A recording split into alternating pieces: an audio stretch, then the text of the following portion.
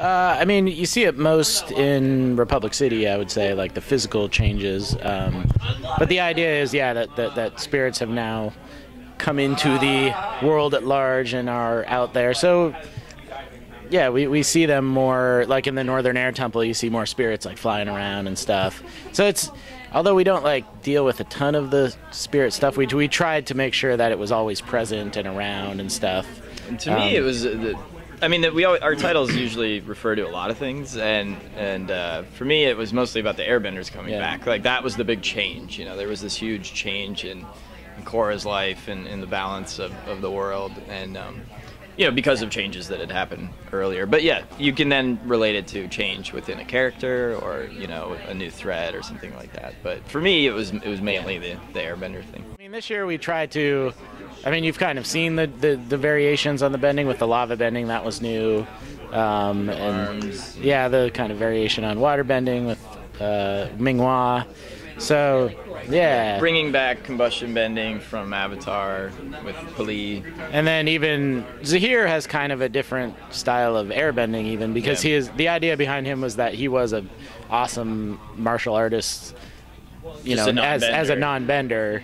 Then he got airbending and he was even more dangerous. So a lot of people wonder how is he so good already? The idea was that he was already an awesome fighter and he's just using airbending to kind of augment the skills here. I think we have for a very long time, going back to the first season of Avatar, writers and people would always pitch this idea of a bad airbender, and Mike and I would always reject the ideas because back then Aang was the only airbender, so we'd say no, we can't have that storyline, But it was certainly intriguing, and we liked the idea, and this was a time where it was like you think, oh, there's new airbenders, and you just assume, oh, that everyone's good, and then it's like, well, it could be someone who doesn't necessarily have good intentions, So that was it just organically worked out. I think we wanted to have sort of this anarchist terrorist cell, idea, and so I think that the two just kind of old idea and a new context came together.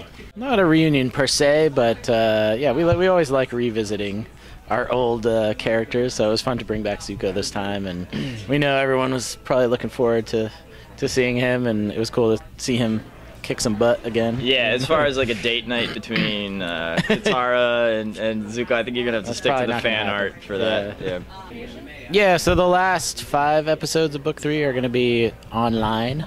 Unfortunately the ratings weren't as great as we wanted on Book 3, but things are changing, so it just makes sense. A lot of our fans are already watching the show online, so this was, and it does really big online. Yeah, totally. Yeah, big numbers online. So starting next Friday, August 1st, and every week after that, they're going to release a new episode on Nick.com, and then Hulu and Amazon and Xbox, those kind of places. So it'll be out there. People just have to do a little search and they'll be able to find it. Yeah.